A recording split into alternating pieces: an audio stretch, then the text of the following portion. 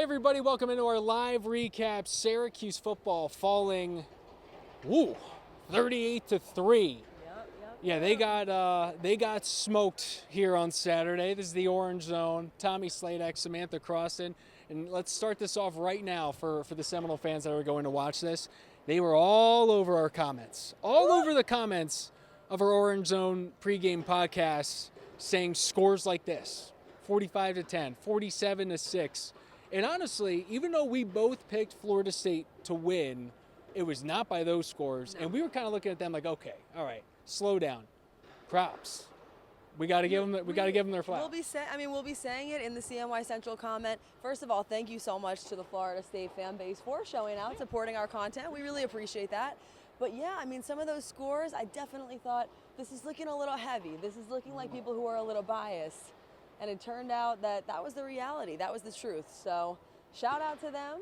And it's a sad night here in the JMA Wireless Dome as a result. Yeah, tough one for a team that has now dropped 4 straight for a program that started the season 6-0, and things are just sliding. And it's a mix of a little bit of everything, and it starts with injuries, but at the same time, you got to be going out there and playing better football than that, because that is 2 games in a row now without scoring and getting in the end zone for a touchdown. That's inexcusable.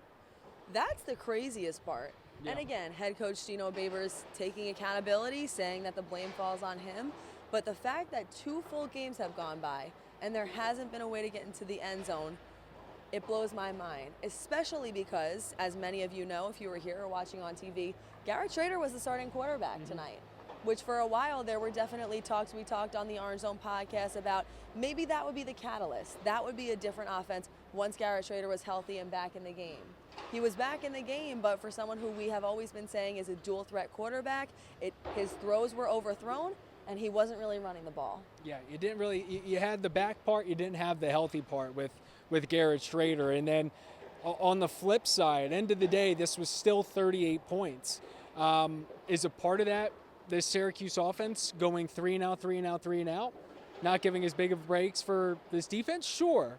But at the end of the day, this was the number 1 overall team defense heading into this week in the ACC in Syracuse.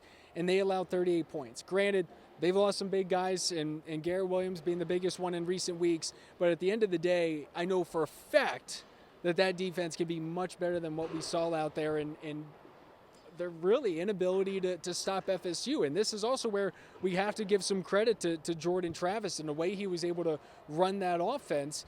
3 touchdowns in the air. He had the trick play touchdown where he caught one. That was the icing on the cake, that where these stands started.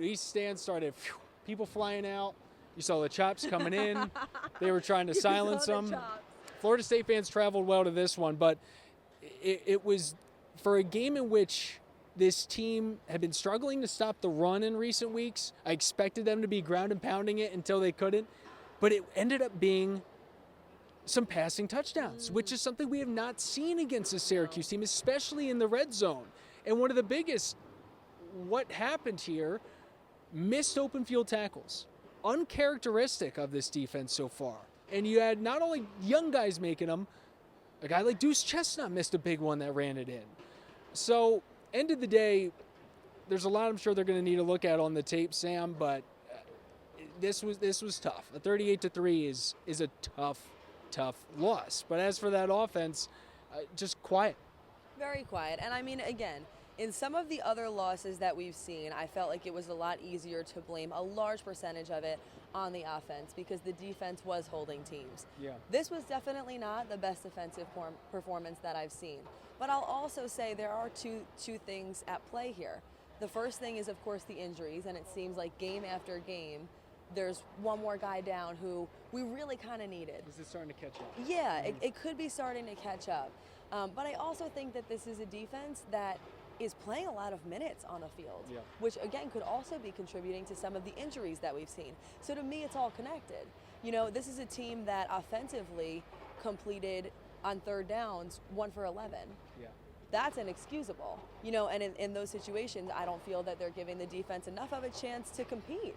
Yeah. You know, the offense is just not competing. So that's certainly one thing. I'm seeing this guy coming up on, if you can see that in the background. Yeah.